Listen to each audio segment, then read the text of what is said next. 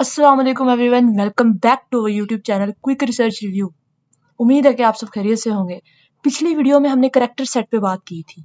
आज हम बात करेंगे पाइथन के अंदर वेरिएबल्स की। जैसे प्रोग्रामिंग के अंदर variable is a name given to a memory location in a program. अब अगर यहाँ पर मैं मैथ की बात करूँ तो बचपन में हम बहुत कुछ उसमें पढ़ते थे। जैसे कि अगर हमारे पास एक रेक्टेंगल है, इसकी एक लेंथ है a के बराबर और दूसरी साइड है b के बराबर। अगर हमें इस रेक्टेंगल का एरिया निकालना है तो हम क्या करते थे, a मल्टीप्लाई बाय b करते थे। अगर हमें इसका पेरीमीटर निकालना है तो हम क्या करते थे, 2 इंटू a प्लस b। ऐसे ही अगर दूसरी साइड पे हमारे पास स्क्वायर हो, अगर इसकी एक साइड a है तो हमें पता है कि दूसरी साइड भी हमारे पास a ही होगी एंड इसका जो एरिया होगा a मल्टीप्लाई बाय a। अब हो सकता है कि ये स्क्वायर किसी भी साइज का हो, मतलब a की वैल्यू 5 भी हो सकती है, 10 भी हो सकती है, 50 भी हो सकती है और 100 भी हो सकती है। वैसे ही जैसे मैथ के सवाल होते थे, रेक्टेंगल की लेंथ और विड्थ चेंज होती रहती थी, उसी हिसाब से हमारे पास एक फिक्स फॉर्मूला था जिसमें हम वैल्यूज को चेंज कर सकते थे। तो मैथ के अंदर ये जो a है, ये जो b है, ये वाला जो a है, इन सबको हम वेरिएबल्स कहते हैं। वेरिएबल्स यानी जिसकी वैल्यू चेंज हो जाए। वेरिएबल का मतलब ही इंग्लिश के अंदर होता है जो वेरी करता है, जिसकी वैल्यू चेंज हो सकती है।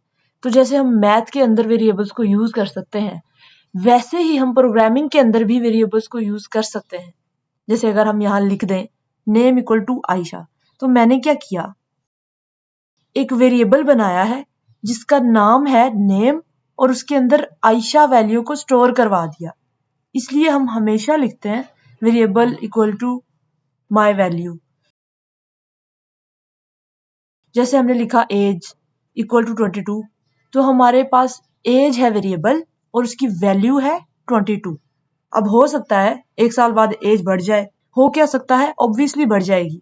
तो कल को अगर एज 22 की जगह 23 हो गई तो हम क्या कर सकते हैं, इसी एज वेरिएबल के अंदर चेंजिंग कर सकते हैं। तो होगा क्या, यहाँ पर एक न्यू वैल्यू स्टोर हो जाएगी।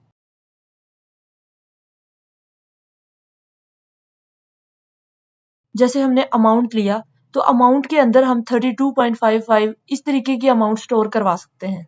तो ये हमारी वैल्यू है और अमाउंट हमारा वेरिएबल है। जब भी हम वेरिएबल लिखते हैं तो वेरिएबल का मतलब होता है मेमोरी लोकेशन। यानी अगर हम इमेजिन करें तो हमारे कंप्यूटर की मेमोरी कुछ इस तरीके की दिखती होगी। जैसे हमारे खाली प्लॉट होते हैं, अब वेरिएबल स्टोर करवाने का मतलब है उन खाली प्लॉट्स में से हमने एक प्लॉट उठाया और उस पर घर बना दिया। जैसे कंप्यूटर के अंदर इस तरीके से हम अपनी मेमोरी को विजुअलाइज कर सकते हैं जिसमें काफी सारी खाली जगह है।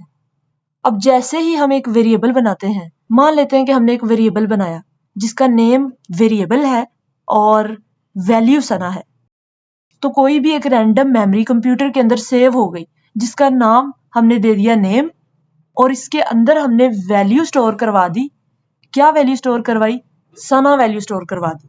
तो ये जो जगह थी मेमोरी के अंदर, ये रिजर्व्ड हो गई, ये फिक्स्ड हो गई कि यहाँ पर अब ये वाला आपका वेरिएबल स्टोर हो गया है।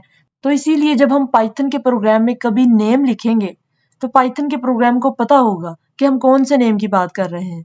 नेम का मतलब है कि उसमें वैल्यू सना स्टोर है।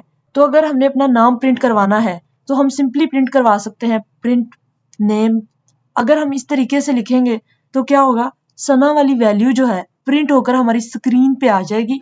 तो कल को अगर हम इस नेम को चेंज करके कुछ और लिखते हैं तो अगली बार जब हम नेम प्रिंट करवाएंगे तो हमारे पास चेंज होकर न्यू वैल्यू आ जाएगी।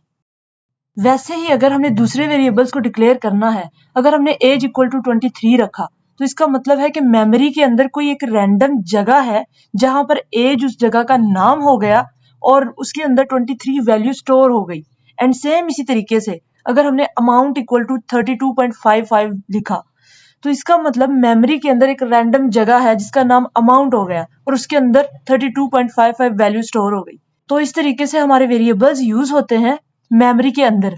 अब कल को हो सकता है कि हम वेरिएबल की वैल्यू को चेंज कर दें, मतलब अगर हमने एज को कर दिया 24 के इक्वल तो क्या होगा, एज वेरिएबल तो वही रहेगा बट अंदर जो वैल्यू है वो 23 की जगह 24 के इक्वल हो जाएगी। अब अगली बार जब हम एज की बात करेंगे तो हम इस न्यू वैल्यू की बात कर रहे होंगे। एक बार हम वेरिएबल्स को कोड में लिख के देख लेते हैं कि एक्चुअली कोड में कैसे यूज होते हैं। तो हम क्या करेंगे, हमने पाइथन की फाइल बनाई हुई है, इसमें अभी तक कुछ नहीं लिखा, तो हम लिखते हैं name equal to double quotes Ayesha. Next line में लिखते हैं age equal to 23। Next line में हम ले लेते हैं अमाउंट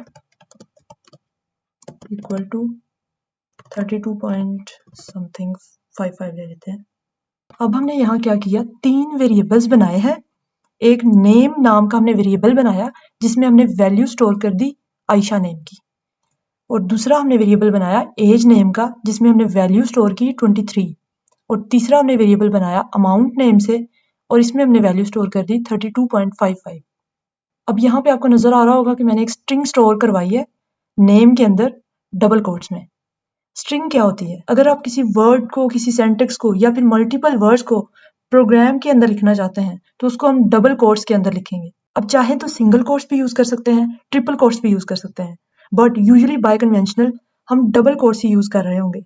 डबल कोट्स के अंदर हम जो चीज भी लिखते हैं वो सेम एज इट इज हमारे पास स्क्रीन पे शो हो जाएगी प्रिंट होके। तो अगर मैं ये डबल कोट्स हटा दूं और इसे प्रिंट करना चाहूं तो ये एरर देगा। पाइथन के सिंटैक्स के अकॉर्डिंग, मतलब पाइथन के रूल्स के अकॉर्डिंग ये गलत होगा और इसलिए ये एरर शो करेगा। तो जब भी हमने कोई वर्ड या कोई सेंटेंस लिखना हो तो वो हम डबल कोट्स में ही लिखेंगे। वैसे ही अब 23 एक नॉर्मल नंबर है, इंटीजर नंबर है। 32.55 फ्लोटिंग वैल्यू है, मतलब इसके अंदर डेसिमल आ गया। हम इसकी जगह 31 पॉइंट समथिंग कुछ भी रख सकते थे जो पॉइंट में वैल्यू हो। अब अगर इसको हम प्रिंट करना चाहते हैं तो हम प्रिंट स्टेटमेंट यूज करेंगे। पहले हम क्या करते थे, डबल कोट्स में नेम लिखते थे। अब इस कोड को हम रन करके देखते हैं। ये हमारे पास इसने नेम प्रिंट कर दिया है। हम ये तो प्रिंट नहीं करना चाहते थे, हम तो वैल्यू प्रिंट करना चाहते थे। तो हम क्या करेंगे, जब भी हम डबल कोट्स यूज करते हैं तो जो भी हम उसमें लिखते हैं तो सेम एज इट इज वो हमारी स्क्रीन पे प्रिंट होके आ जाता है। तो हम क्या करेंगे, हम इन डबल कोट्स को हटा देंगे। अगर हमने वैल्यू प्रिंट करवानी है तो हम डबल कोट्स नहीं लगाएंगे। अब हम इसे रन करते हैं तो ये हमारे पास नाम प्रिंट हो गया है। जो नेम वेरिएबल के अंदर वैल्यू थी वो हमारे पास प्रिंट होके आ गई। अब इसी तरह अगर हम कर लेते हैं एज, इसको रन करते हैं तो ये हमारे पास 23 वैल्यू प्रिंट होके आ गई है। किसकी, एज वेरिएबल की। हमने जो एज वेरिएबल बनाया था उसमें वैल्यू स्टोर थी 23। जब हमने प्रिंट करवाया एज को तो एज में जो वैल्यू थी वो हमारे पास प्रिंट होके आ गई। अब एक और तरह से हम इसको प्रिंट करके देखते हैं। हम लिखेंगे my name is colon space, ये हमने कोमा लगाया ताकि एक ही लाइन में ये प्रिंट हो जाए। अब हम लिख देंगे नेम और ब्रैकेट कर देंगे क्लोज। इसे हम प्रिंट करते हैं। ये हमारे पास आउटपुट शो हो गई है। जो हमने डबल कोट्स में लिखा था my name is colon space, वो हमारे पास एज इट इज प्रिंट होके यहाँ आ गया। और जो हमने ये नेम लिखा है इसके अंदर जो वैल्यू है वो प्रिंट होके आ गई। अब इसी तरह हम लिख लेते हैं print my age is colon space comma age bracket close. अब इसको हम करते हैं प्रिंट। सॉरी, हमने इसको डबल कोट्स में नहीं लिखा था, इसको हम लिख लेंगे डबल कोट्स में। अब इसे हम प्रिंट करेंगे तो ये हमारे पास आ गया माय नेम इज आयशा। ये पहली लाइन को इसने रन किया है और देन उसने सेकंड लाइन को रन किया है तो माय एज इज 23। जो एज में वैल्यू थी वो थी 23 और वो हमारे पास प्रिंट होके आ गई। तो इस तरीके से हम वेरिएबल्स को यूज करते हैं। अब अगर हम बात करें मैथ की, मैथ में अगर हम a इक्वल टू बी लिखते हैं तो इसका मतलब होता था कि a इक्वल है b के, लेकिन पाइथन में ऐसा नहीं होता। पाइथन में अगर हमने लिखा है एज इक्वल टू 23 तो इसका मतलब है राइट साइड की वैल्यू लेफ्ट साइड को दी जा रही है। मतलब एज के अंदर 23 स्टोर है, राइट साइड की वैल्यू 23 लेफ्ट साइड में एज के अंदर स्टोर है। इसको कहते हैं असाइनमेंट रूल।